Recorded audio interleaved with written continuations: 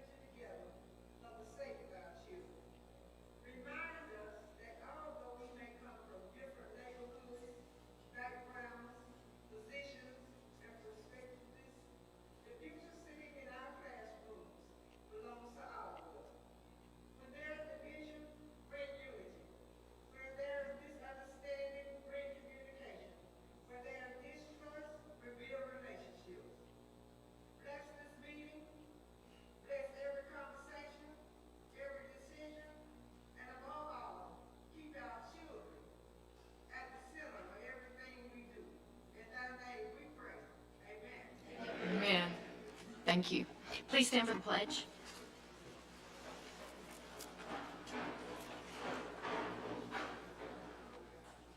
I pledge allegiance to the flag of the United States of America and to the republic for which it stands, one nation, under God, indivisible, with liberty and justice for all. Please be seated.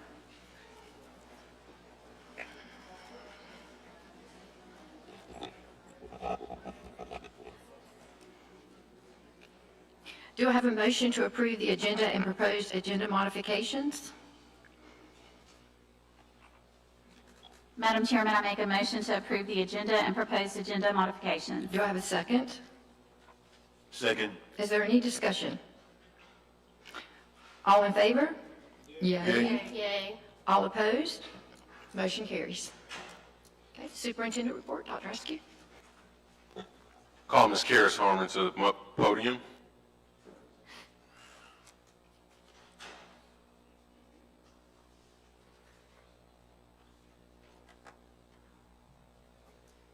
Good evening, everyone. Tonight, I'm excited to highlight several accomplishments across Dothan City Schools, and I'll first begin by looking back at something remarkable one of our students did over the summer. At just 13 years old, Jahaden Franklin, now an 8th grader at DPA, saw a need in the community and decided to do something about it. He organized a completely free Kids Day at Doug's Park, creating a space where children and families could come together and fellowship. Not only did his event provide free food and activities, but his vision went far beyond one afternoon of fun. Kids of all ages and their families had an opportunity to connect as community members and provide uplifting and encouraging messages to kids as they prepare to enter the new school year.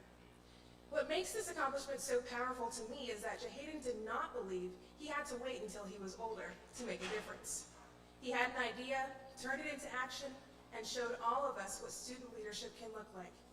And he's not here with us tonight, but if he is watching, I just want to let him know thank you for using your voice and your heart for service to make a difference in our community. We are incredibly proud to have you representing Dothan City Schools, and let's just give him a well-deserved round of applause.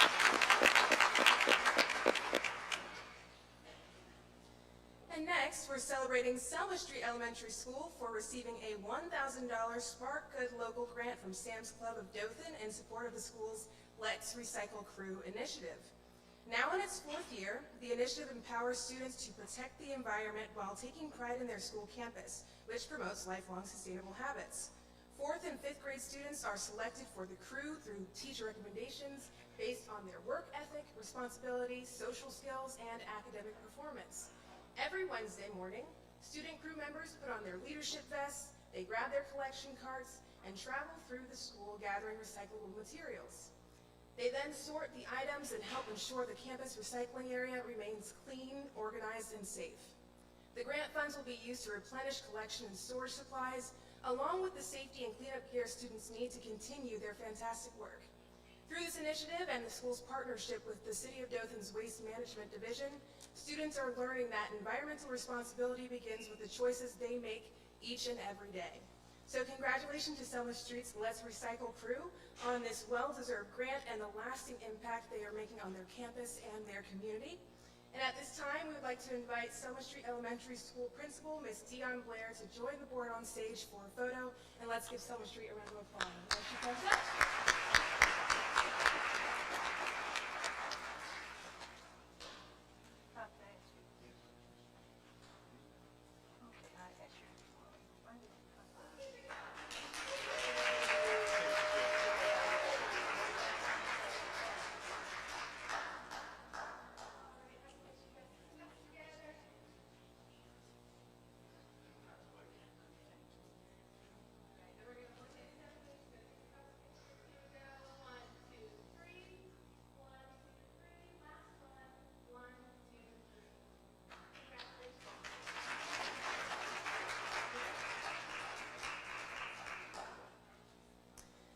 And before I conclude, I do want to remind everyone that Friday Night Lights are back this week.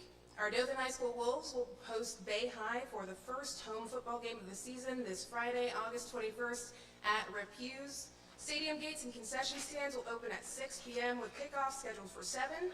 And fans are encouraged to arrive early to allow additional time for parking, ticketing, and stadium entry. Now, before attending, please visit the Dothan City Schools Athletics website for our complete game day guide. There you'll find the full game day timeline, ticket purchasing information, parking details, the district's clear bag policy, prohibited items, and additional stadium procedures. We also have our Know Before You Go guide on our district and athletic social media pages there for you too. We look forward to seeing everyone Friday night, and go Wolves. Thank you.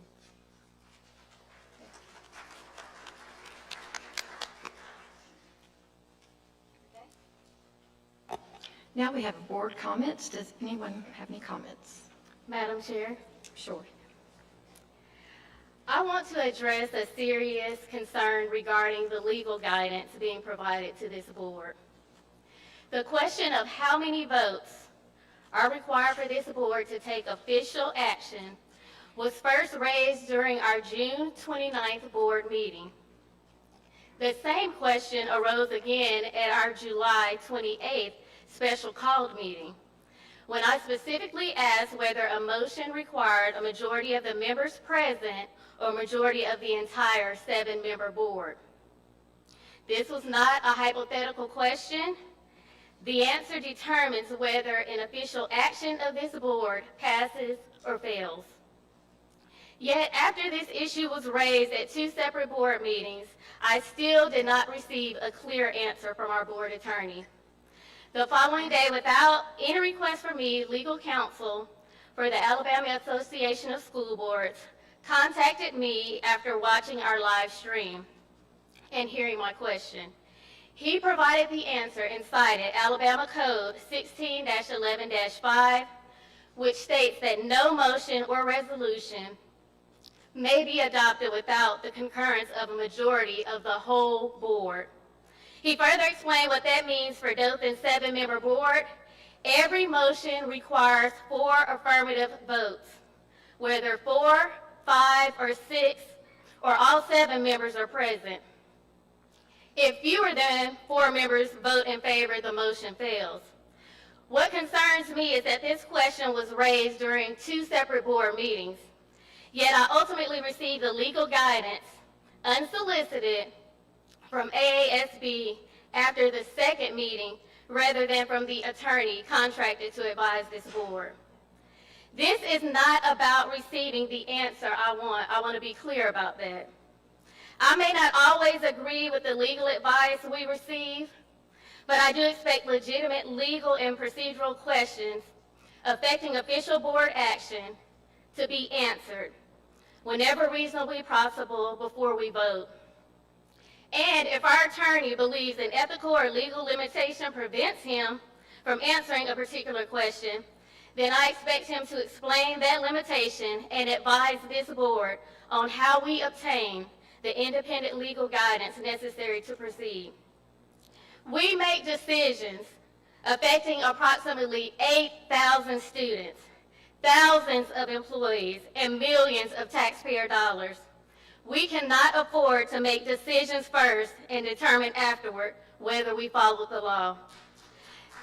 This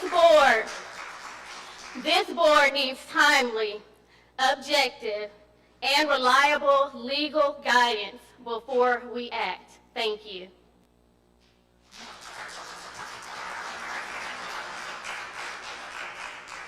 Anyone else? Madam Chair, Yes, ma'am.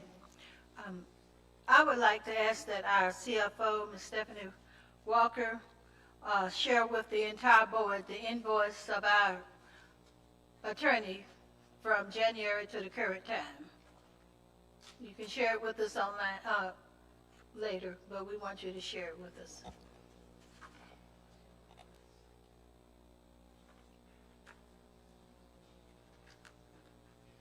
Yes, ma'am. I shared that information on the board communication document that's shared with all the board members earlier this week when it was requested.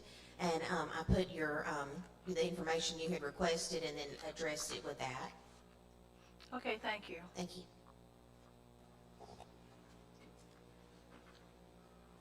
Any further comments? Okay. Before we move on to our first item, and that is the censure of a board member. The first item before the board is consideration of proposed censure of a board member.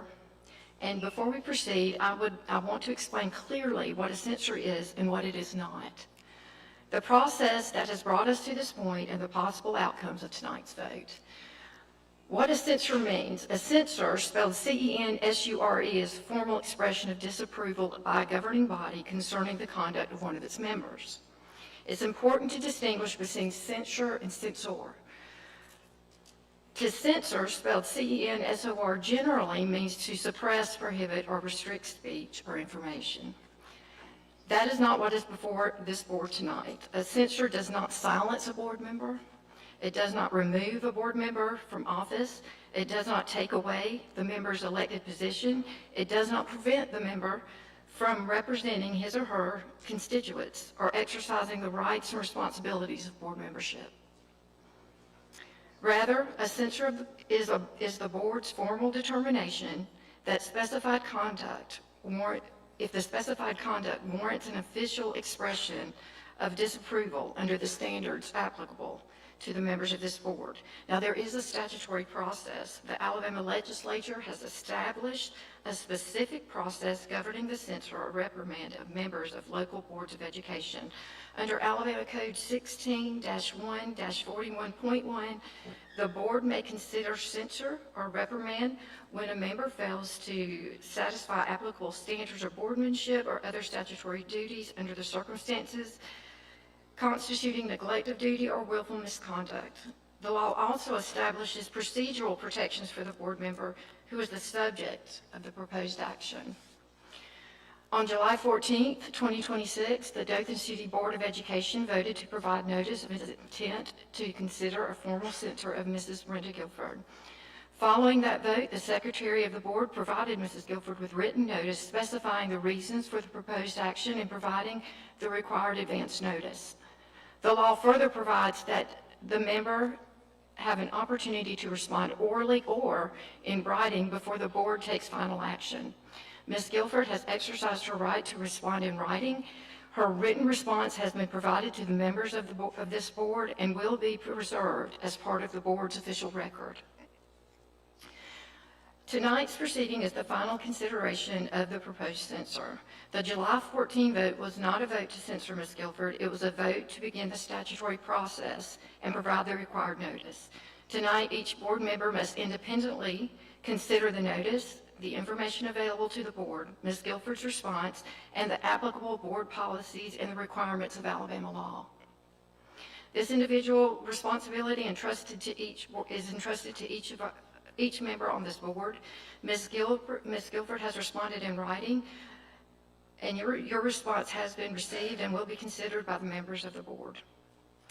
Now, I will entertain a motion concerning the proposed resolution of censure. Madam Chair, Yes, sir.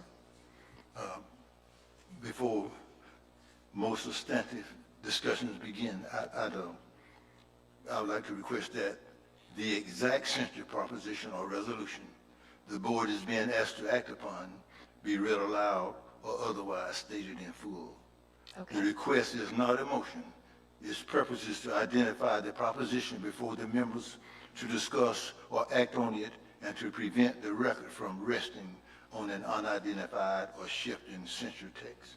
Sure. So you would like us to read the, Everything that's Okay, she's certainly. in charge with, yes. okay? All right.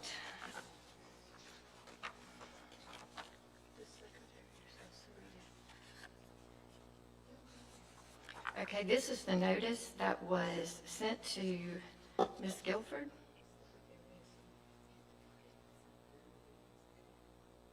Would you like Dr. Eskew to read it? Okay, I think that's the procedure, that the secretary of the board has to do the presentation. Okay.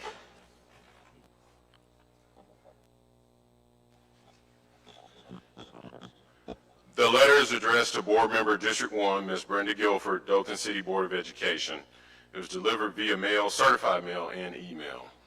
Mrs. Guilford, at its regularly scheduled board meeting on July 14, 2026, the Dothan City Board of Education approved by majority vote its intent to proceed with consideration of a formal censure regarding your actions during the executive session of the board meeting on May 28, 2026.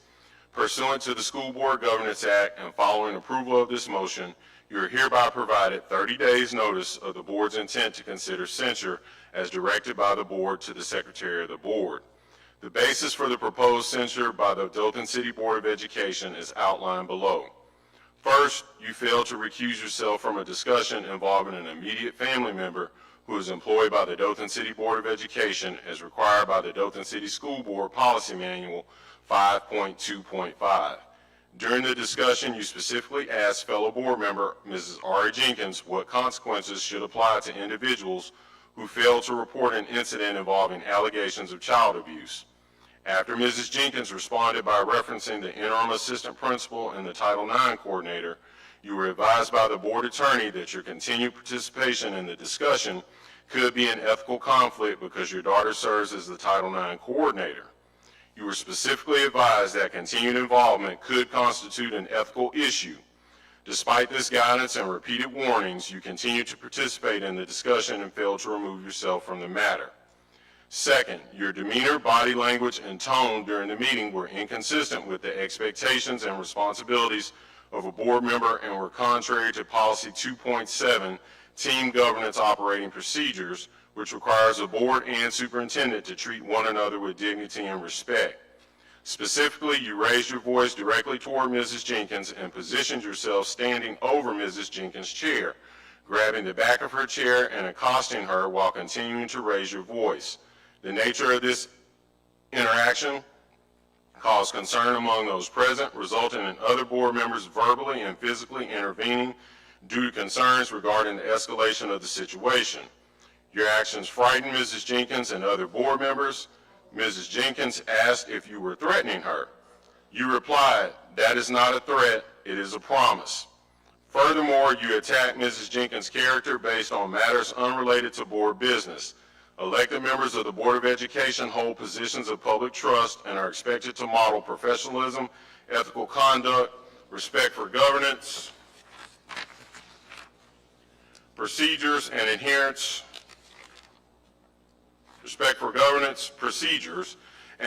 to established board policies. Maintaining public confidence in the board requires each member to uphold these standards, particularly during difficult discussions and matters involving potential conflicts of interest. Your lack of boardsmanship is unacceptable. For these reasons, the board will consider and vote upon the proposed censure at the regularly scheduled meeting in August. Prior to any vote being taken by the Dothan City Board of Education, you shall be afforded the opportunity to respond to this notice either orally or in writing. Transmitted on behalf of the Dothan City Board of Education pursuant to board action adopted July 14, 2026. Respectfully, Garrick Askew, EDD, Secretary of the Board. So, Madam, go ahead. Madam Chair, the secretary said this was conducted in a meeting. What meeting was that? It was May the 28th in executive session. This action that was just read took place in our meeting? It took place in executive session. It took place in executive session. Yes, sir. Okay, so is that also a meeting? I mean, are we to share all these things that happen in executive session with, We do not With share everybody? everything, no, sir. ma'am? We do not share everything in executive session, we do not. But there are some things that we needed to address. Madam Chairman, point of order, this should be taking place during the discussion portion, not now. Yes, so we need to have a motion and a second. And You then- had not called for a vote. Yeah. Before a motion, Madam Chair, I formally request that you voluntarily recuse yourself from presiding over, deliberating upon, and voting on this matter. Because you are currently a defendant in pending litigation filed by Mrs. Guilford involving allegations concerning her ethics, reputation, and board service. Your participation in an action that would formally condemn Mrs. Guilford's conduct creates, in my view, a significant appearance of a conflict of interest and raises legitimate concerns regarding impartiality and public confidence in the integrity of this board's decision-making process. Regardless of whether a legal conflict requiring recusal ultimately exists, I believe these circumstances warrant your recusal. At a minimum, I request that you abstain from the vote.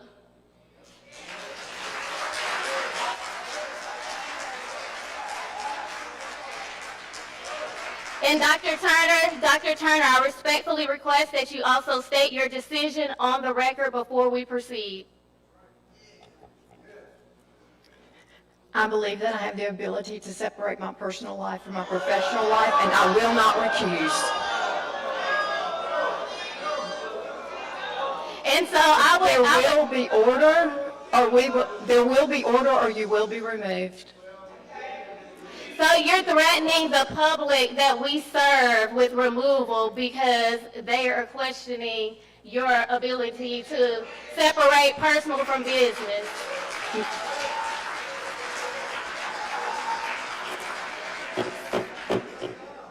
No, I'm stating this will be an orderly meeting. I deny recusal. I'm able to separate my personal from professional life.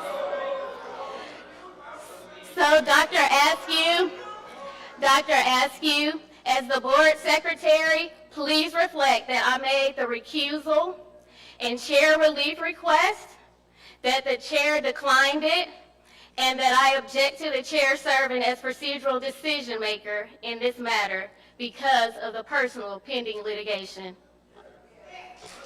Noted. Madam Chairman, I make a motion to move forward with the board member censure of District 1 Representative Brenda Guilford. Do I have a second? Second. Okay, is there any discussion?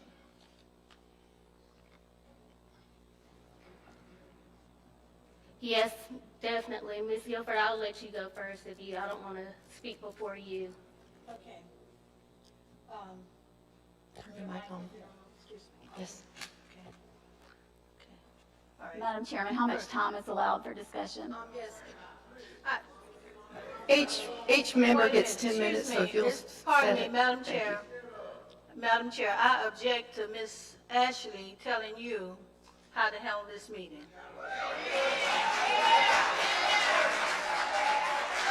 You may speak. Thank you. Okay, now is it my time? Yes, ma'am, it is. Okay. I'm waiting till everybody up here get quiet.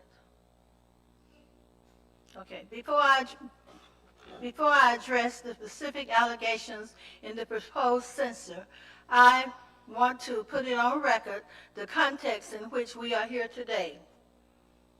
For more than a year, I have endured repeated attacks, public criticism, social media bullying, and efforts to certain members of this board to discredit my character and my service. Some of those actions became so serious that they ultimately resulted in pending litigation between me and the board chair. And we are here now. Today's accusations are being made based largely upon the statements and the characterizations of some of the very individuals with whom I had these ongoing disputes. I am being asked to accept their version of all events, just simply take it as fact. I cannot do that. There is no evidence. This 4-member board is attempting to censor me for false reasons. According to the official minutes of the May 28th board meeting, we adjourned into executive session to discuss the good name and character of personnel item A1 and pending litigation. Personnel item A1 was about the termination of an employee. At no time were we to address another matter. It was the time that board member Jenkins blurted out, "I think we should not. I think who should not report this should be punished." After saying this twice with no reaction from the board, my question was, Board Member Jenkins, specifically, who are you saying should be punished? I contest the censure in part on the basis of this allegation that made about my behavior in executive session. The session was not related to board business. Okay. And that is when Board Member Jenkins identified the interim principal and Title IX coordinator, my daughter. It should be noted that 4 days later, on June 2nd, my daughter was arrested. As you can see, we have two different conversations here. Asking someone who they are referring to after they announce the people that need to be punished is not the same as asking the person what punishment is imposed. Yet somehow, by the time the conversation made its way to my censor, Board Member Jenkins' statement was, punishment disappeared. My response was rewritten, and I became the person who supposedly initiated the discussion about consequences. No. Again, you can see that we have two different accounts of what happened. You cannot remove a statement that prompts my question, change the substance of my question, then present the rewritten version as an established fact. The board's own governance procedure required transparency regarding the purpose of executive sessions. At the regularly scheduled board meeting proceedings on May 28th, the executive session, the chairperson announced that the board would enter executive session to discuss a legal matter. At no time was the public or I informed that the executive session would specifically address others involved. The board cannot fail to disclose the subject of an executive session in advance and then rely on undisclosed matters as the basis for censure. And that is what is happening here. The allegation I violated a recusal requirement is misplaced because the subject matter of the executive session was not disclosed before the meeting. Board members cannot be expected to anticipate matters that they are not identified in advance. The absence of prior disclosure is central to the procedural unfairness of this proceeding. Okay. All right. I am a 76-year-old lady, and I'm considerably younger than most of the ones on this board. And, and on the face, this is implausible and lacks credibility. I have dictated my service to the board with dignity and respect. The characterization of my conduct as threatening or physically aggressive is inconsistent with both the facts and physical reality of the situation.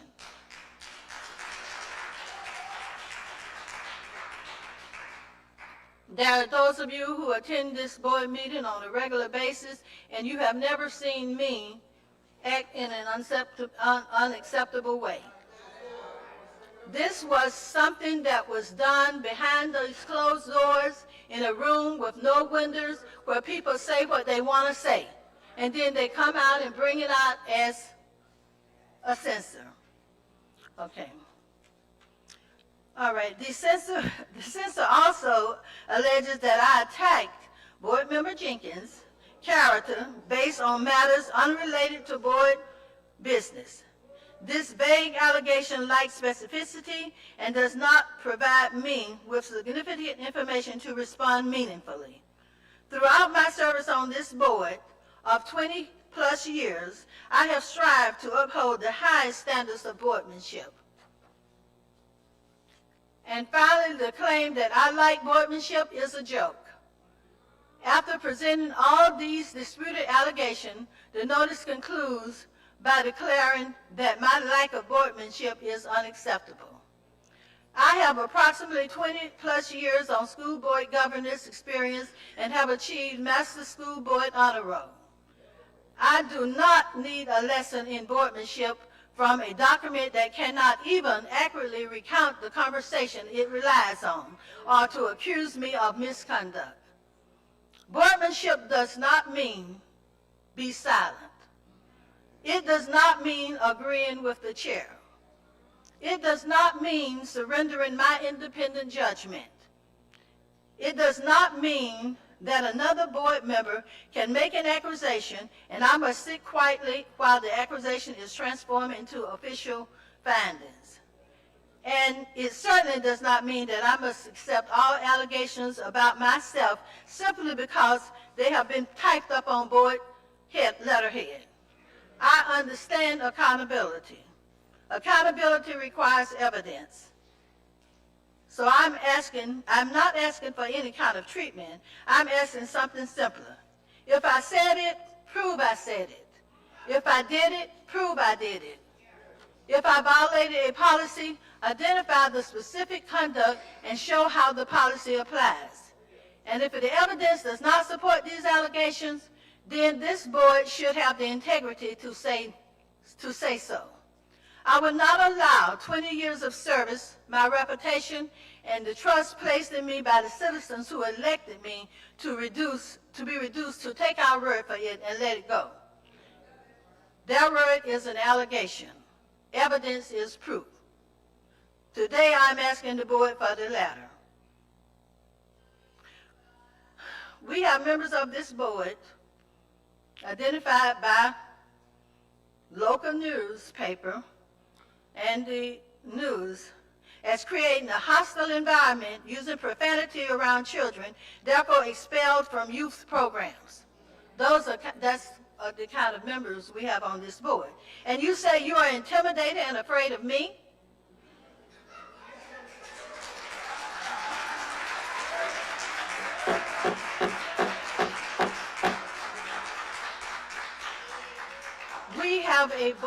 We have a board member who has demonstrated his character flaw when votes don't go the way he wants it, that he can pick up the refrigerator out of our boardroom and place it on this stage where it remained throughout a meeting. And you say you are intimidated by me?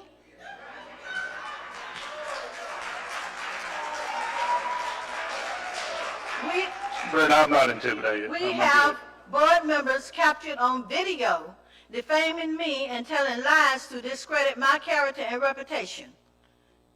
And you say you are afraid of me? It should be noted that proper boardmanship requires the new board members to take ethics training, which is part of roles and responsibilities within the first 20 days. Yet we have board members who waited until March and June to take this course.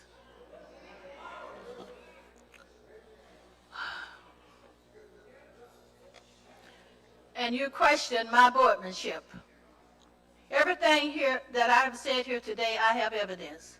I have no thought about whether I should say it or not because I have evidence to prove everything, visual and in writing.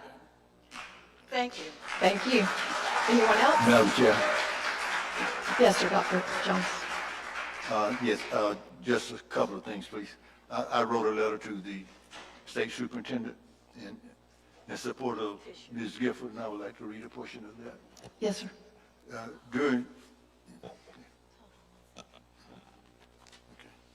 During my 18 years of service alongside Ms. Gifford on this school board, I have witnessed other instances of disruptive behavior during the executive session. On 2 occasions, a board member stood from their seat and loudly yelled profanity across the room. Notably, that same board member who supported this censure against Ms. Gifford did not support a censure regarding those incidents involving their colleague. A few things about Ms. Gifford over my 18 years. Ms. Brenda Gifford, the most senior member of the Dothan City School Board, and the most trained member probably in the history of this board. She has always encouraged new board members to attend the Alabama Association of School Boards Academy, myself included. When I shared with her after the meeting, I'm going to straighten out the cheerleader problem once and for all. And she said, no, you're not. That's not your job. Your job, your main job, she said, is student achievement. Then she said, the first thing you're going to do, Franklin, is go to training at ASB and learn what your job is. So I did. And now I know my job. Ms. Gifford earned the Master Honor Roll level awarded by attending 5 consecutive years in perfect attendance. In 2022, she was selected by ASB as an all-state school board member, the highest honor achieved by any Dothan City School Board member. She has served on 4 state committees during her tenure: the AESB Academy Advisory Committee, the State Level Teacher of the Year Selection Committee, the AASB Master for First-Time Mentor for First-Time Convention Participant, a presenter at the annual convention on communications to create change, and she was selected by Governor Kay Ivey to serve on the State Textbook Committee for English and Language Arts. She served with honesty and integrity for 1 year. Recently, Ms. Gifford insisted that we discuss only the items on the executive session agenda because all business must be conducted in the public. Thank you, Madam Chair. Madam Chair, I have a statement as well. And I also have a written statement which I will hand out to the board members and I'll email as well. I'm going to summarize my statement here so it won't be as lengthy. So for the record, I request that my full witness statement regarding the proposed censure signed and dated August 18th, 2026 be adopted as it is my account of the events I personally observed and request that it be identified in the minutes as material before the board. I have provided copies of this statement to my fellow board members just now and will email, as I said, to the full board and the board secretary, Dr. Askew. Before we vote tonight, I need to state for the record why I cannot support this censure. I have no intention of discussing or disclosing the substance of what was discussed during the May 28th executive session. My purpose in addressing this matter publicly is to refute specific assertions contained in the notice of intent to censure that do not accurately reflect what occurred and to address my concerns with the process that has brought us to this vote. First, regarding the allegations that Mrs. Guilford failed to recuse herself, the official minutes state that we entered executive session to discuss good name and character, personnel item A1, and AD litigation. Based upon the matters identified for executive session, there was no reason for Mrs. Guilford to perceive that a matter would arise that would require her recusal. That context is important when evaluating the assertion that she should have recused herself. Second, I want to address the allegations regarding physical contact. Mrs. Guilford did not grab or touch another board member's chair, and she never made physical contact with anyone in that room. I was present during this exchange, and I want the record to accurately reflect what occurred. I also have a significant concern with the process itself. When the notice of intent to censure was considered on July 14th, the board chair participated in and voted on that action, despite being a defendant in pending litigation filed by Mrs. Guilford. I raised my concern at that meeting. In my view, the chair should have recused herself from that matter. At a minimum, those circumstances created a serious appearance of a conflict of interest and called into question the impartiality of a process involving a board member with whom the chair is personally engaged in litigation. That concern is especially significant because the July 14th vote initiated the very censure process before us tonight. Censure of a duly elected board member is a serious action. It should not be based upon inaccurate assertions or a process that raises legitimate questions about impartiality and conflicts of interest. A censure becomes part of the public record and carries the weight of this board formally condemning the conduct of one of its elected members. Based on the facts I witnessed and my concerns regarding the process by which this matter was initiated, I cannot support this censure. Our responsibility should remain focused on governing this school system effectively and doing what is best for our students and educators. Continuing down this path only further divides the board and distracts us from that responsibility. For that reason, I will be voting no.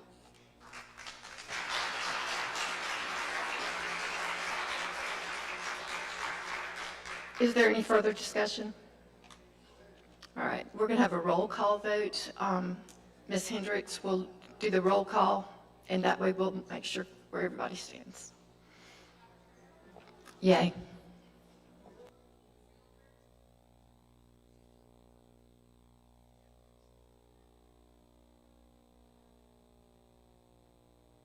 Excuse me. I have one final thing to say before we go into the voting. Okay, before final action, I request that the official record identify and preserve my written and oral response. The signed written statements submitted and adopted by Dr. Jones and Mrs. Walton. The exact censure acted upon, every material point of order and rulings, including any rulings on a new allegation. My participation on my vote and each member final vote, abstention and recusal, disqualification or absence. I further request preservation of the complete audio, video, documentary, and electronic record associated with this item. Item number 16. Okay. Want a roll call? Okay. Yeah. Doctor, one thing. Okay, yes. Dr. Askew, you were at the meeting, and that letter has your name on it.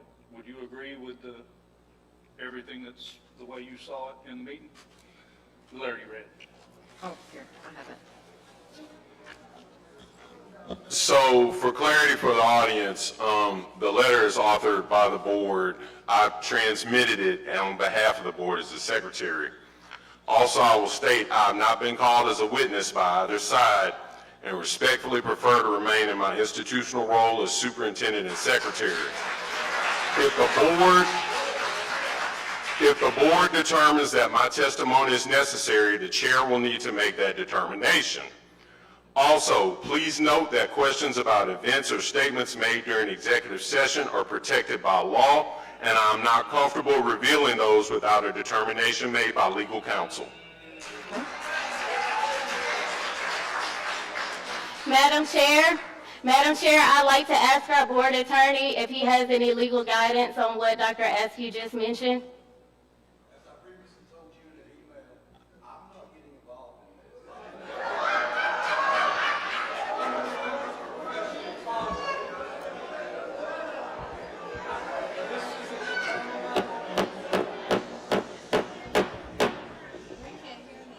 I could not get involved with Chairman Childers when he was censored under the rules of professional conduct.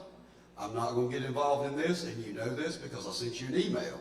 I have to play by the rules of ethics under the rules of professional conduct, and those supersede your wishes, the board's desires, or anything else.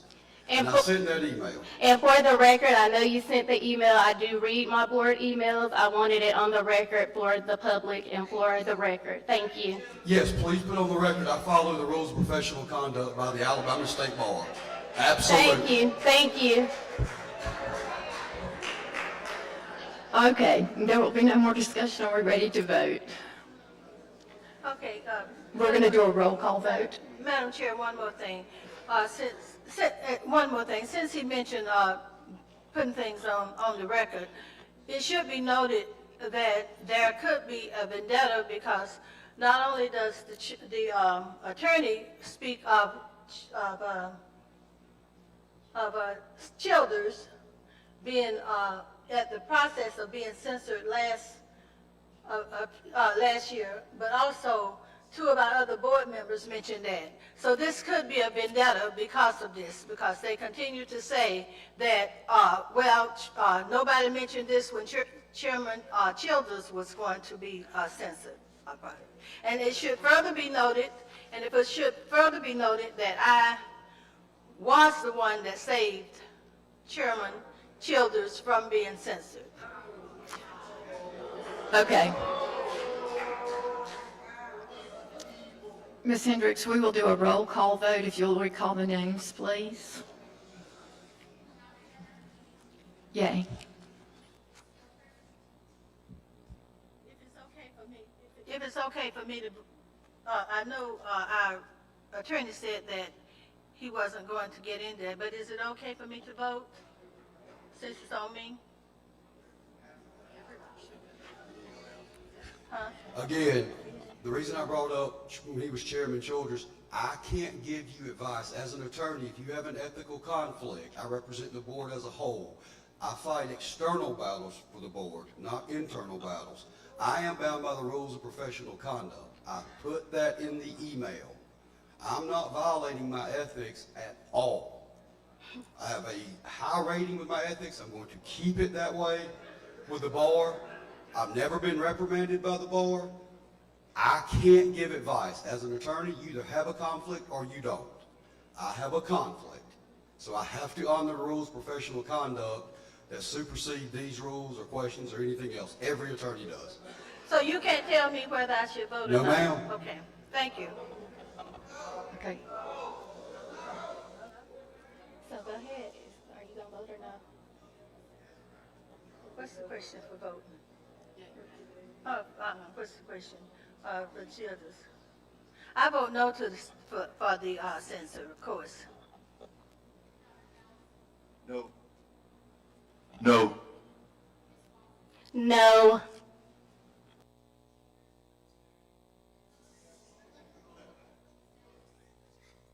Yay. Yay.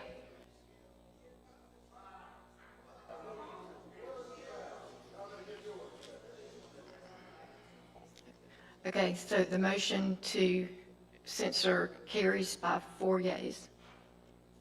Okay. All right.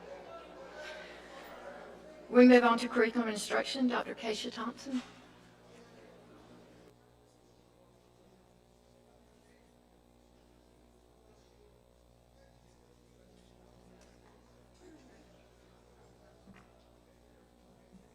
Good evening.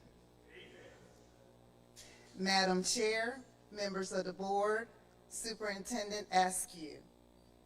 Tonight, I will provide an overview of the 2026 ACAP proficiency results and our 3-year performance trends, along with ACT and advanced placement outcomes. I would like to clarify at the onset that these are the assessment results from Alabama State Department of Education. They are not the 2026 report card. The state report card information has not been released. Rather than read every percentage displayed tonight, I will focus on the major trends, what the data tells us, and how these findings are informing our instructional priorities for 2026-2027 school year. So here are the things that we will cover tonight. We will review moves from our district-wide results and grade level and school level trends, student groups, specific academic skill areas, and our high school ACT and AP outcomes. I will conclude with the instructional support already underway and all our priorities moving forward.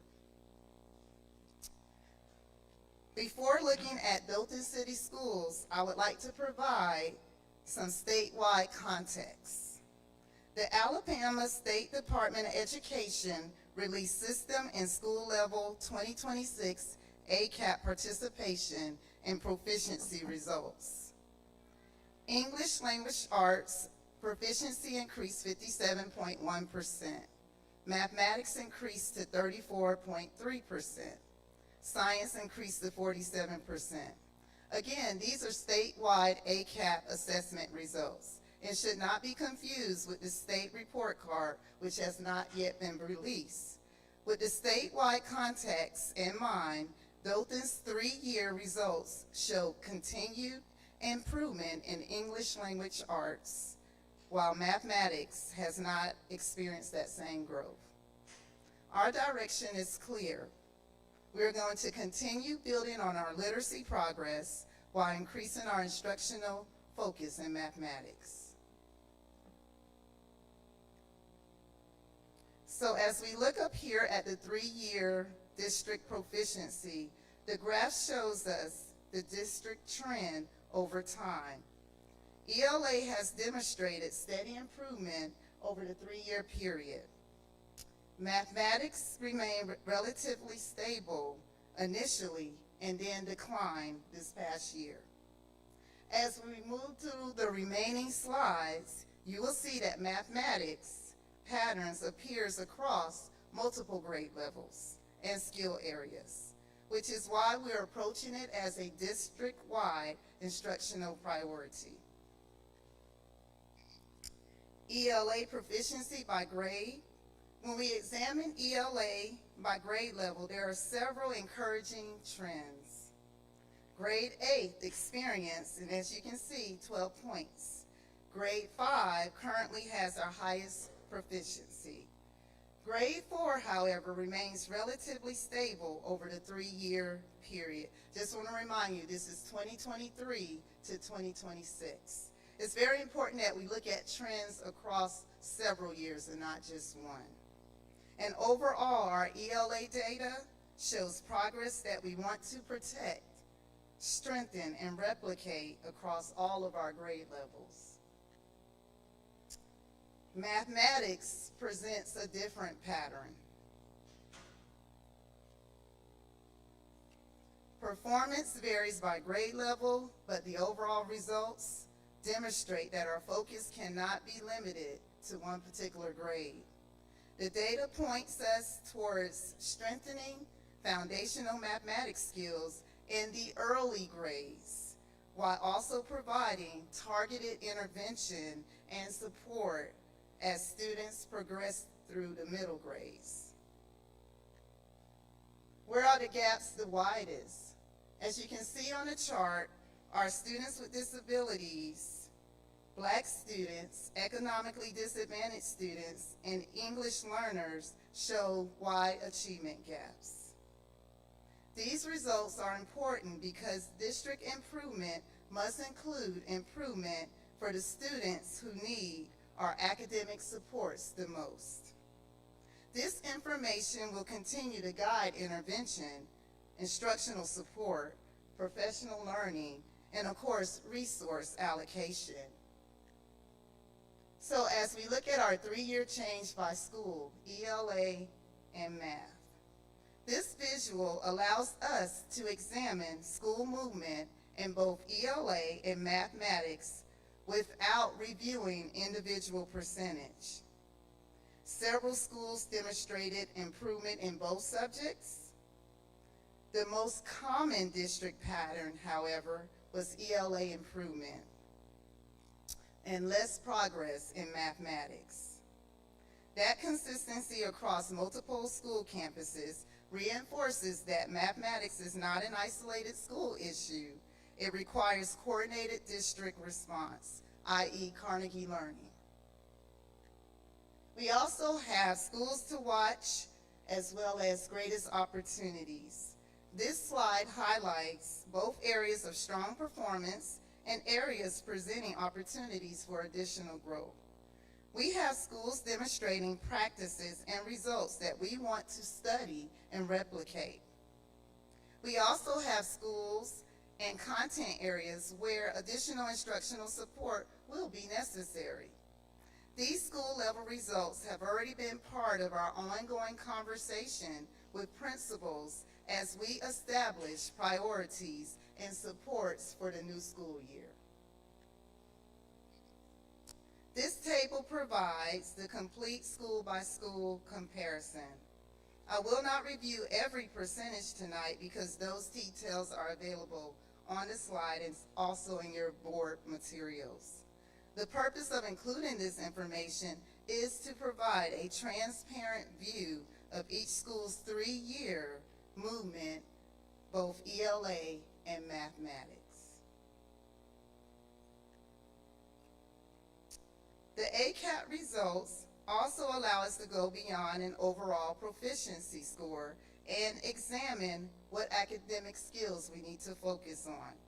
In ELA, we are seeing strength and improvement in areas including fluency and writing. However, text-dependent writing remains an area for continued focus. This involves students reading a text, then using evidence from the text to support their written response. That gives our teachers and instructional leaders a more instructional target than just simply saying, students need to improve on reading. When we look at math, the mathematics skill data gives us an equally important picture. The need is not concentrated on one mathematical concept. We see opportunities across operations, fractions, geometry, number systems, algebra, and other areas. This is important because it supports the comprehensive approach to mathematics instruction rather than attempting to address one isolated standard or grade level. As we transition into ACT, AP results, we also need to know how all of this correlates from K to 12. This allows us to examine student readiness across the entire K-12 system and consider foundational skills developed in the earlier grades. I'm going to say that again, in the earlier grades, ultimately connect to high school outcomes. As we look at Dothan High School ACT results, our ACT results show reading as the strongest tested area. English and mathematics represent areas where we have additional opportunities for growth. The broader message is that ACT readiness does not begin in grade 11. It develops over time with strong instruction, grade level standards, intervention when needed, consistent monitoring of student progress through the K-12 experience. We also looked at our data, performance by gender and race ethnicity. We also review ACT performance. Differences between male and female students were relatively small, We do see larger differences among racial and ethnic groups. These differences are another measure we will continue to monitor as we work towards stronger outcomes for all of our students. Because some student groups represented very small numbers of test takers, we also careful not to draw conclusions from sample sizes that are too small to provide reliable comparison. When ACT performance is viewed through the proficiency levels, ELA remains the strongest of these three areas represented here, followed by science and mathematics. Again, mathematics emerges as an area of sustained attention. What is important for us is that the pattern we see at the high school level is consistent with what we observe in the ACAP mathematical data. That reinforces the need for K-12 approach. AP exam advanced placement provides another measure of student achievement and access to rigorous coursework.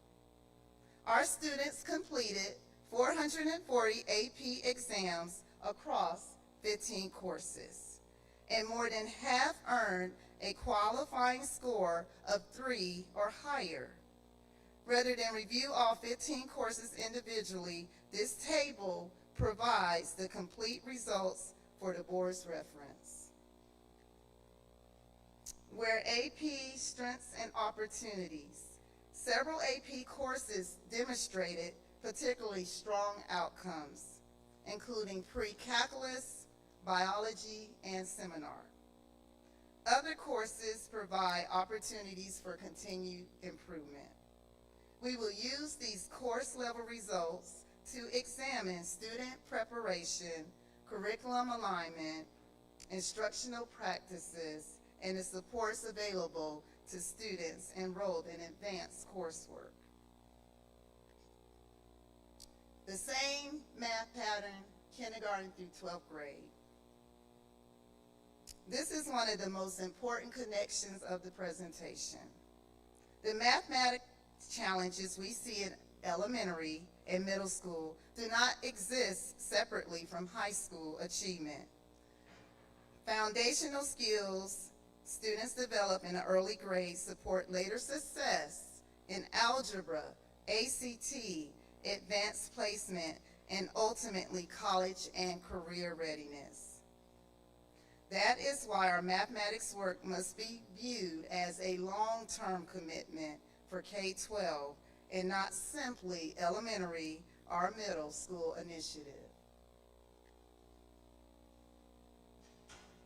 I want to emphasize we have new supports this year, which we started out last year with some of the things that are listed up there. Much of this work needed to respond to the results are already underway. In literacy, as you all know, we have the turnaround literacy specialists working with students, supporting instruction, along with structured literacy supports. In mathematics, our district math coaches are supporting campuses through a coaching cycle and Carnegie Learning. We are also using iReady and K8 to provide diagnostic information and personalized instruction based on the identified student needs. And underneath all this work, I'm getting ready to say it, you guys, the Dothan Way. The Dothan Way are 4 pillars of instructional practice. The goal is not another initiative.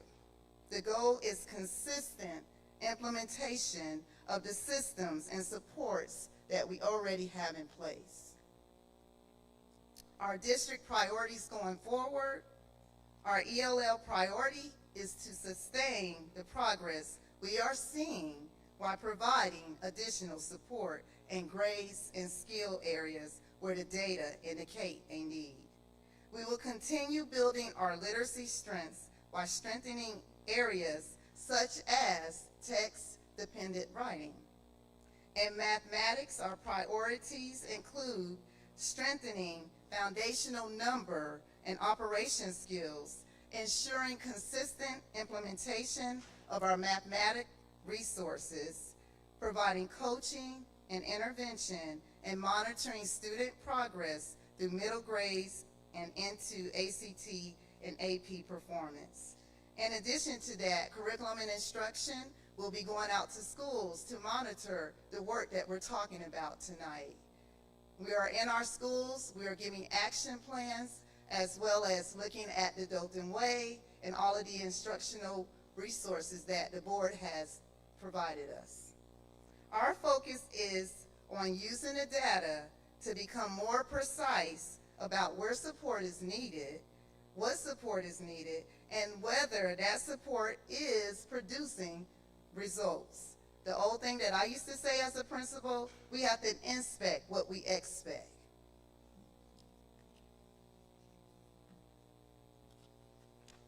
So, last but not least, these results provide both evidence of progress and a clear direction for our continued work. We are encouraged, I'm going to say this again, by the movement that we see with our ELA, our English Language Arts. And at the same time, the mathematic results require sustained attention across the district. We will continue to protect our literacy momentum, accelerate mathematics achievement, address persistent achievement gaps, and use student performance data to guide instructional decisions and district support. Most importantly, we will continue to monitor the implementation of these supports throughout the year rather than waiting for the next year's state assessment results to determine whether our strategies are working for our students. I want to thank you, Madam Chair, members of the board, Superintendent Askew. I'm happy to answer any questions. Thank you. Does anyone have any questions for Dr. Thompson? I don't have a question, but I just wanted to say thank you for the data sheets that you provided to us. They were very well done and very helpful. Thank you.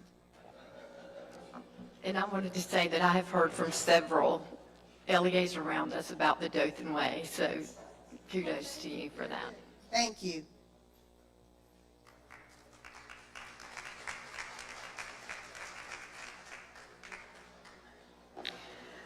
All right, do I have a motion to approve the minutes for the July 14th, 2026 regular school board meeting, minutes for the July 27th, 2026 school board work session, and minutes for the July 28th, 2026 special called school board meeting? Madam Chairman, I make a motion to approve the minutes for the July 14th, 2026 regular school board meeting, minutes for the July 27th, 2026 school board work session, and minutes for the July 28th, 2026 special called school board meeting. Do I have a second? Second. Okay. Is there any discussion? All in favor? Yay. Yay. All opposed? Motion carries.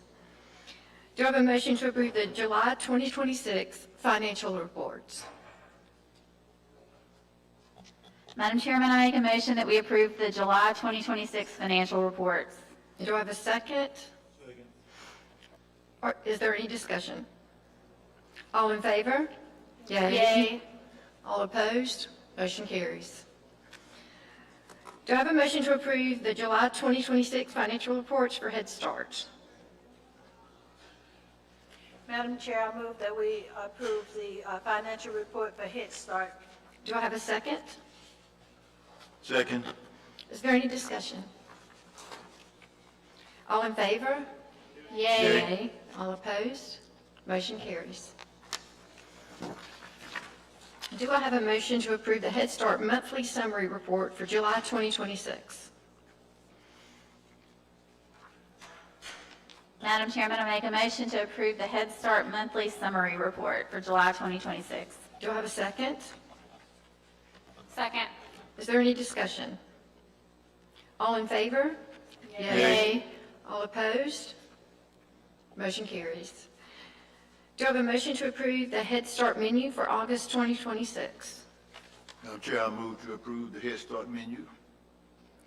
Do I have a second? Second. Is there any discussion? All in favor? Yay. Yay. All opposed? Motion carries. Do I have a motion to approve the Head Start ERSEA training? Madam Chair, I make a motion that we approve the Head Start ERSEA training. Do I have a second? Second. Okay. Is there any discussion? All in favor? Yay. All opposed? Motion carries. Do I have a motion to approve the eligibility and income verification criteria? Madam Chair, I make a motion that we approve the eligibility and income verification criteria. Do I have a second? Second. Is there any discussion? All in favor? Yay. All opposed? Motion carries. Do I have a motion to approve out-of-state and overnight field trips for Dothan Tech for 2026 and 2027? Madam Chair, I move that we approve the out-of-state and overnight field trips for Dothan Tech for 26 through 27. Do I have a second? Second. Is there any discussion? All in favor? Yay. All opposed? Motion carries. Do I have a motion to approve the purchase of technology infrastructure equipment?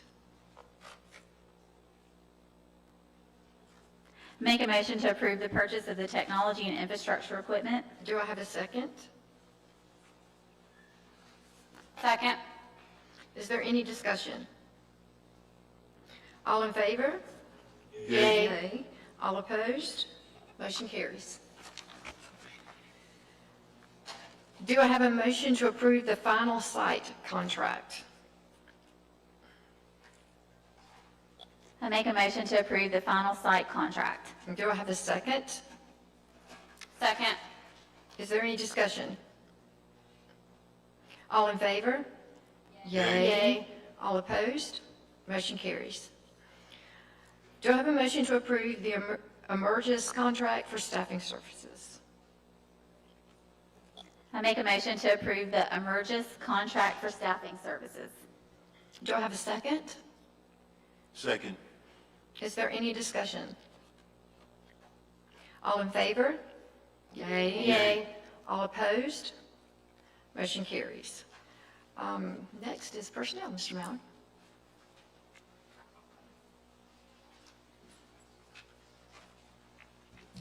Good evening. Good evening. Okay. We have correction to previous action 5, non-acceptance is 2, resignations 16, supplement assignments 7, additional or temporary employment 44, teams contracts 1, reassignments 2, transfers 7, conditional appointments 6, appointments 17, verification of higher degree 3, and then we have the special education recruitment, retention, and incentive contracts 56, and then the recruitment and retention and incentive contracts for Beverly, Girard Elementary, and Thane 32. That's it.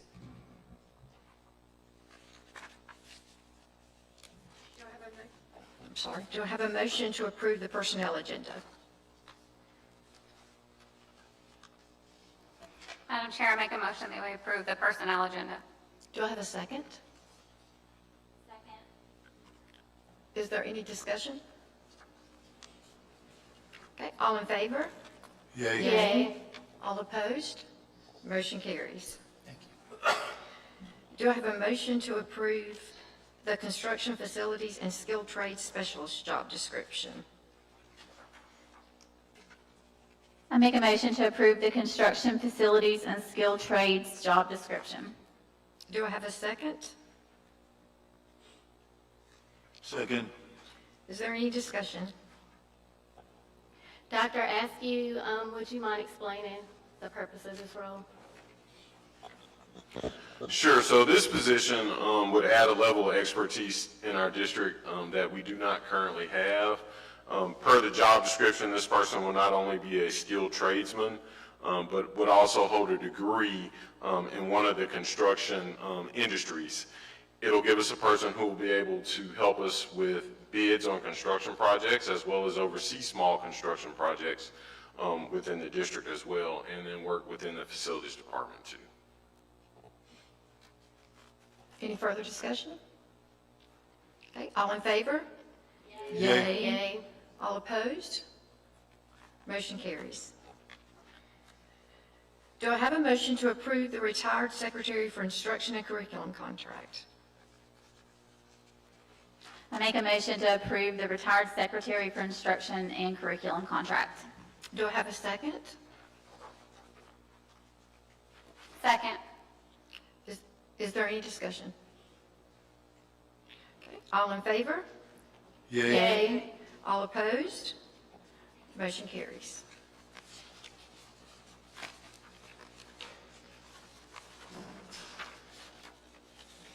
Do I have a motion to approve the retired counselor contract for Dothan Preparatory Academy?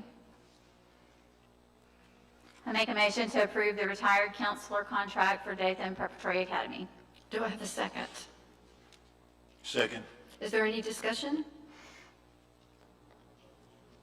All in favor? Yay. Yay. Yay. All opposed? Motion carries. Do I have a motion to approve the interpreter part-time contract? Madam Chair, I move to approve the interpreter part-time contract. And do I have a second? Is there any discussion? Okay, all in favor? Yay. All opposed? Motion carries. Okay, now we are to the public comments. Ms. Rachel Jordan.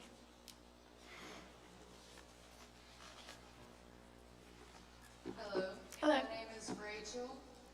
I have not done this before, so bear with me. My claim is that the Dothan transportation system is unnecessarily putting children in danger. The Dothan City Schools children are in danger. I thank you for hearing me today, and I hope there's always room for improvement. This is very important. I hope you agree. I looked online and I tried to find it, but I cannot find a law or policy stating buses have to stop 100 feet from a stop sign. My children have been at the same stop for 3 years, and they've always been able to safely get on the bus. They're the only children on my street. They will not affect anyone else other than my child's safety. So, I do not see a law or policy that states that a bus has to stop 100 foot from a stop sign. In my research, I did find that all buses must give 100-foot warning before making a stop. I will say that my bus that comes to pick up my children do not stop at the 100-foot mark. I marked it myself because I want to ensure their safety. They're being picked up off of a street that is busier than a regular neighborhood, so for some students it may work out well for them to go to stop signs and wait. But one size does not fit all. Let's see. I've expressed my concerns by reaching out to the Director of Transportation, Erica Hall. The state representative over at Erica Hall, I can't remember his name, so I'm sorry I didn't put it here. Commissioner Philip Kirksey, District 2 Representative Franklin Jones, Chairman Julie Turner, and the Mayor's Assistant, all since June 11th. With no real resolution yet. The state of Alabama is the 14th most dangerous state for pedestrians in America. The 14th out of our 50 states in America, we are the most dangerous for pedestrians because of our infrastructure. The transportation department does not communicate well with parents. They told my 7- and 9-year-old to meet at the bus stop at Alice Street and not the parent. My 9-year-old tells me 15 minutes before the bus comes that they have to stand there now. I was worried and I had some questions, so I asked the driver. I waited at our normal spot. The driver flies past me. We chase her down. She told me that she's doing what she's told and that I would have to contact her boss. I asked for the number. The boss, the director, Erica Hall, she says this is not a new thing and that they stopped close, to our home out of courtesy. And when the driver did not meet that 100-foot requirement, I was told 100 foot from the stop sign is just a courtesy. Is safety just a courtesy? The 100-foot mark is, 100-foot spot is marked. She should be able to see it, but she turns her head away from me and my husband and goes past the mark too close to the road. Ms. Jordan, your time is up. I don't feel like they're prioritizing the children's safety. I think that the parents' safety concerns should be taken more account because not one size fits all. And I was also told that there are smaller children, younger children, walking longer distances, and in busier streets than mine. And if that's the case, it's not just my children that are affected by the safety, it's a lot of children. So when the parents come with concern, it shouldn't be because I told you so or because I said so, that this is a one-size-fits-all. There is no law or policy. Ms. Jordan, your time's up. Thank you. And I would just like to see that it be recommended. I think that one voice says a lot, and the voices of the transportation, if they have a voice to say no, y'all have a voice to tell them otherwise. And so one of y'all's voices could really make a difference in the children's safety. Thank you, Ms. Jordan. All right, next we have Brandon Fontenella.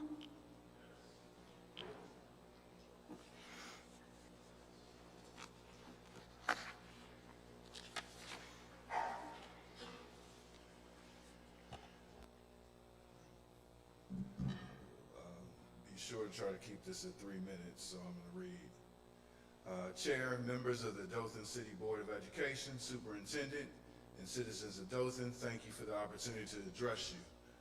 My name is Brandon Fontenot Johnson. I'm an attorney and principal at Ibis and Rooster. I represent Ms. Guilford as a duly elected District 1 member of this board. I will address 3 points: children, voters, citizens. Alabama law is clear on the school board's governance role. The School Board Governance Improvement Act requires that decisions be guided by student and system interests, that all members' views be considered, and that members serve in a position of public trust. Dothan City Schools has a similar mission: to supervise and administer public schools and advance the interest of the district and the children it serves. Children. Dothan City serves more than 8,000 students. The district also, as we just saw, faces significant academic challenges. These are not criticisms, but context reflecting the stakes of everyday decisions the board makes. When barely half of the students are proficient in reading and only about 1 in 5 in math, focus is essential. Every meeting matters, every relationship matters, and the credibility of this board matters. A distinction has been raised between censure and censorship. This distinction is legally correct, but it should not obscure what a censure is. A formal governmental act of condemnation. It does not remove an official from office, but it carries weight and authority of this body. That brings us to voters and citizens. Disagreement is a part of public service, but institutions must be guided by law and process, not personality or personal conflict. The question tonight is not whether a majority can act, but whether the action meets the standard for legitimacy. Were the allegations supported by evidence? Was the governing law applied consistently? Were all members' views meaningfully considered? Was the process fair? And is the public record clearly reflect the basis of the decision? A majority can decide outcomes. Only fairness and consistency and transparency make them legitimate. This is what the children of Dothan deserve. This is what the voters deserve. And this is what the citizens are entitled to expect for their government. Thank you. Thank you, sir. Samuel, too. I'm not an attorney, but I do have a record of 36-1-1 against the city of Dothan. You know, I've always supported the 3, and now I support the 4. But it shouldn't be where I come here and know how the vote's going to go. According to procedural due process of the law, you have a right to a notice, an appeal, and a hearing before a neutral judge. That didn't happen tonight. It's skirting on unconstitutional when you make a decision, and I know how the vote's going to go. I don't know what she did wrong. Maybe she was disorderly. You could have called the police. But you're also skirting on federal law 18242. When you deprive someone of a right, it's criminal on your part. If you deprive someone of a right and they're physically injured, like they were when one of your security guards assaulted me, it's a felony. But there just needs to be a fair process. It shouldn't be where I know how the vote's going to go. I respect Julie, Scott, Ashley, and Ari 100%. But this ain't about 4-3 or 3-4 like it's been forever. We're not educating kids by fighting together. Let's take this fight out of this room and put it in front of a neutral judge. We got a flag that thousands of people died for. You know, I've been in the hospital 173 days from fighting for what's right, and you're not going to shut me up. The city's not going to shut me up, and the mayor's wife who assaulted me will shut me up. But we just need to find a more fair process. This isn't good. You know, if they formed an allegation against Ashley and they had the deciding vote, I know how the answer is going to go. That ain't how our legal system was meant. It's not. But I pray y'all will work together. We can fix this situation, but we're not going to fix it like this. But whether it's 4-3, 3-4, or I recuse myself or I don't, we have to do better for our kids. Y'all need to fight. You ain't built, hold on. You haven't built a new city school in 25 years, and you're allowing the city to build a $57 million building without permit. Hold on. Please. You allowed the city of Dothan to build a $57 million building without the permits to build it where it's being built. I subpoenaed them. That's all I got to say. Thank you. Letitia Daniels Jackson?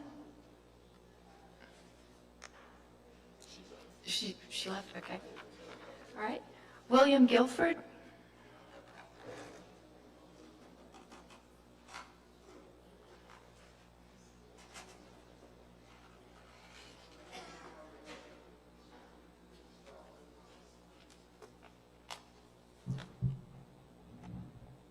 Good evening.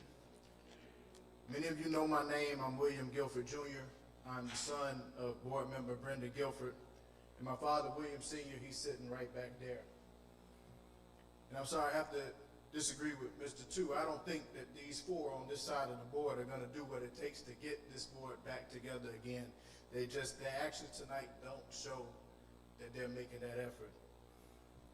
What this board did to Brenda Guilford tonight is not right. Brenda is a pillar of the Dothan community. When she pours into something, it not only blossoms, but it explodes into something magnificent.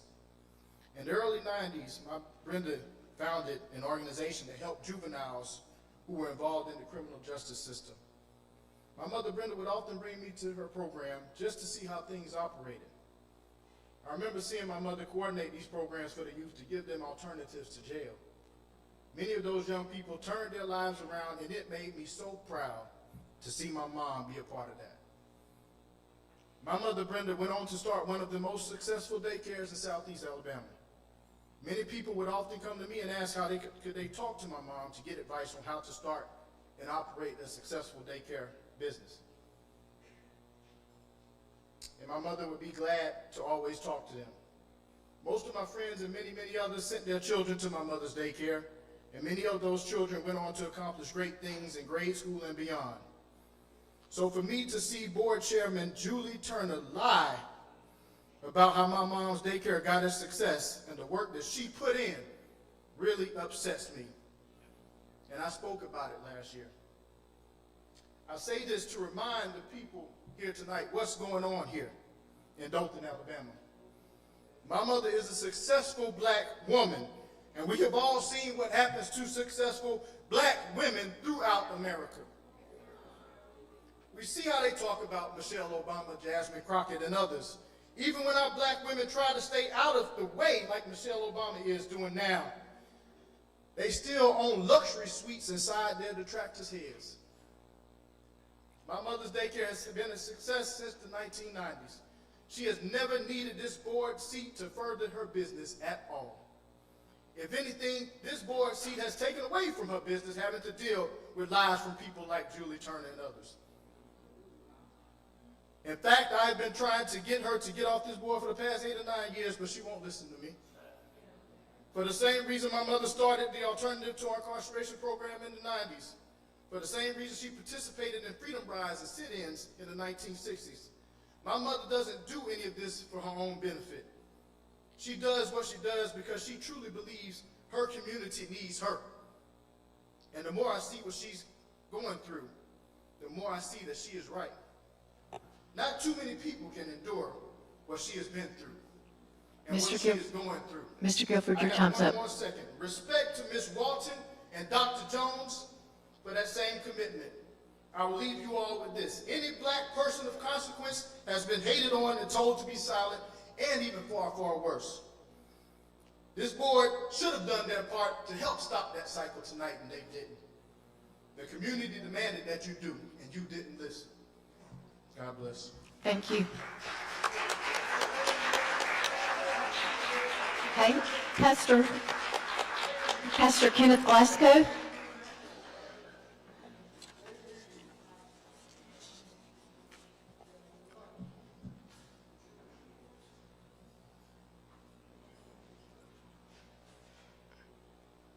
Good evening. Good evening. William Jr. got me emotional already, man. But tonight this board vote is 4-3. 4-3 to censure Ms. Guilford. And the vote has been taken, but the question surrounding the vote is still not over. 4 members of this board formally condemned the woman who was elected by the people in District 1. And I want everybody listening to understand something. You may have censored Brenda Guilford, but you cannot censor the people that voted for her. And you cannot censor our votes. You cannot censor and erase our representation. We done suffered so much representation, taxation without representation, that we just can't take it no more. The citizens of Dothan, Alabama, we pay our taxes just like everybody else. Our children go to this school just like everybody else. Our families and our community, we are here just like you. I can't call y'all at 10 o'clock at night.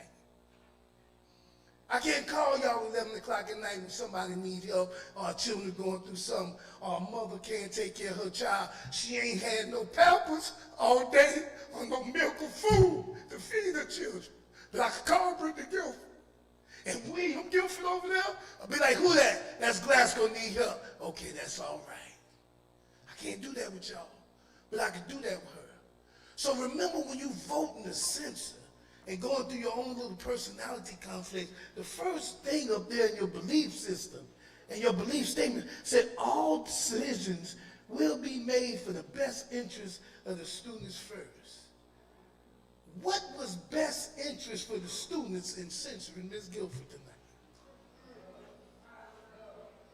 If anybody can make me understand that, I will gladly shut up and will not even speak anymore.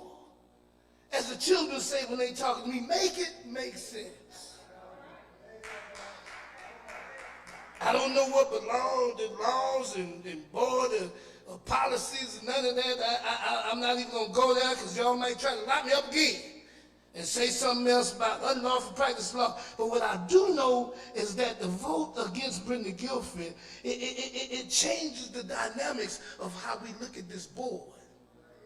For the last 2 or 3 years, we've been seeing infighting. We've been seeing all kinds of fight. We just sat up here and witnessed Ms. Guilford. I want to salute you because you made history tonight. The first person in Dothan, Alabama to get censured after you defended him from getting censored. And he still voted against you. But you made history. And I'm going to tell you how you made history before I go. First of all, if you wasn't effective, not effective, but effective, they wouldn't want to censor you. The only time you attack people, address people, and try to censor people, or arrest people, or come after people is when they become effective more than they are effective. Pastor Glasgow, your 3 minutes is up. Thank you, sir. We refuse to allow you to choose our leaders anymore. But before I go, I got a question. Where all that money at? The consultants, $600,000 of money that y'all, let's talk about that next time.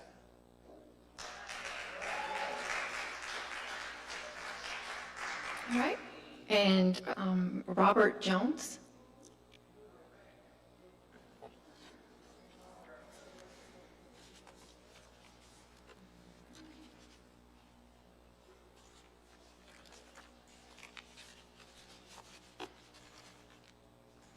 Thank you so much Yes, sir. for giving me the opportunity to come before the school board and speak. I've been sitting there looking at your belief statement, and I wish all of y'all would just look at that. I noticed the bottom line says that all students will meet and exceed high standards, not low standards. Now, my first question is, how can you all expect students to meet and exceed high standards when you all cut the food like you all have cut it tonight?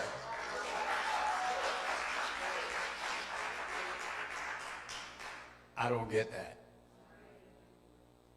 Now, I'm old and half blind and crippled. But I'm concerned about children. And I want to see them well educated. Last year, the school board hired a superintendent. Now, I don't know whether y'all know it or not, but anybody can get to be a school board member. You can be a pimp. And if you get enough folk to vote for you, you can be a member of the school board. But in order to deal with a school system, you need a professional. And last year, you all went to Georgia somewhere and found Dr. Askew. And by a 4-3 vote, you hired him. 1 or 2 months later, you gave him a 5-year contract. And you hired him to fix the system here. It was down. And he came here with a plan to fix our system. And he brought before this board. I was here. He gave you all a plan of how to fix the system. And 3 board members on this side voted no to the plan, and 3 on this side voted yes to the plan, and somebody in the middle broke the tie.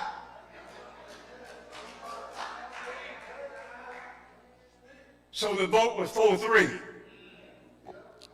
And here we are here tonight. Mr. Jones, your 3 minutes is up. Ma'am? Your 3 minutes is up, sir. My time is up? Yes, sir. I respect that. Yes, But I'm sir. coming back. Yes, sir. I look forward to it. Now, let me say this before I sit down, ma'am. Yes, sir. If you were to go to heaven tonight Yes, sir. You will not find in heaven no better people than Brenda and Nicole Gifford. I've been pastoring them for over 43 years. And I know the kind of folk they are. So stop making these meetings about Brenda and her daughter and start fixing this system so we can have children who are adequately educated. Thank you. Okay, do I have a motion to adjourn to executive session for pending litigation? Do I have a motion? Madam Chair, I'd like to hear exactly why we're entering executive session so we can have it on the record. Pending litigation? Excuse me, why are we entering executive session? Pending litigation. Okay, thank you. How many items? I'm sorry? What's on the agenda? Pending litigation. 1, 2, 3.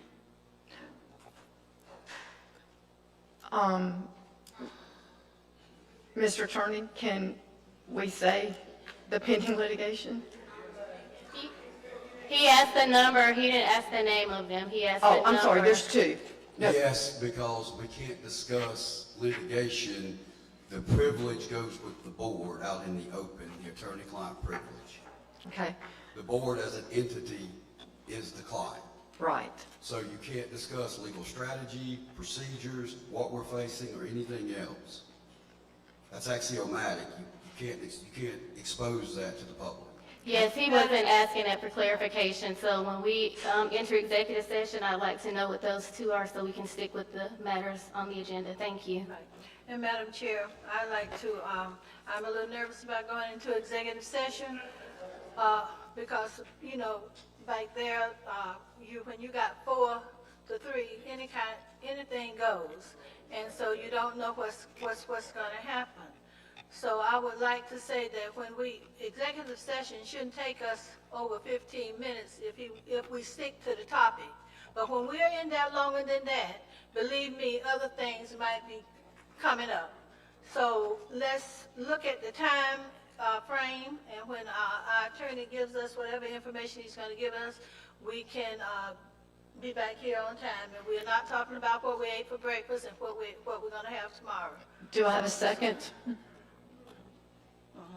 Second. Is there any discussion? All in favor? Yay. Who made the motion? Nobody. No. Oh, well. Do I have a motion to go into executive session? I make a motion that we go to executive session to discuss pending litigation. Do I have a second? Second. Is there any discussion? All in favor? Yay. All Yay. opposed? Motion carries.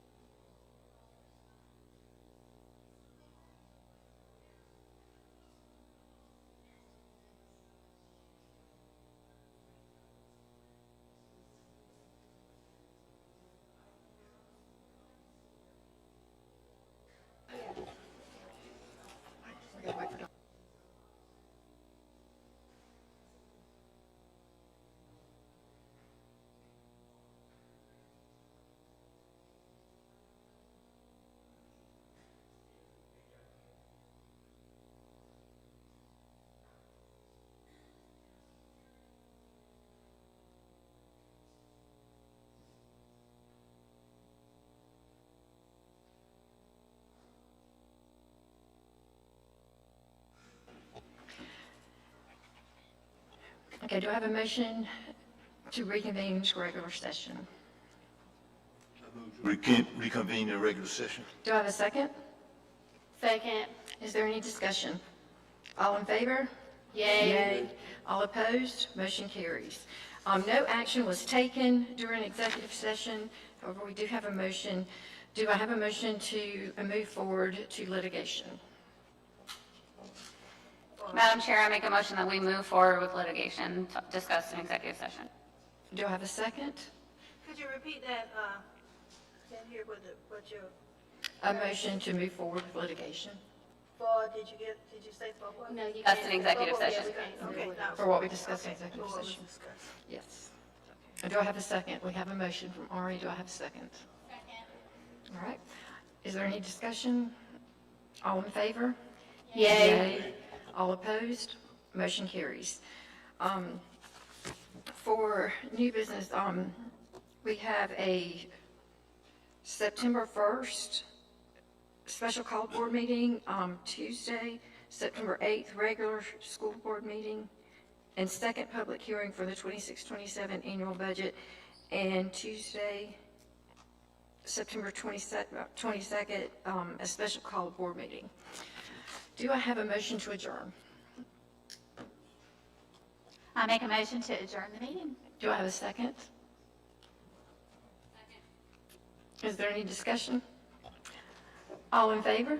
Yay. Yay. All opposed? Motion carries. All right, good night. Good night.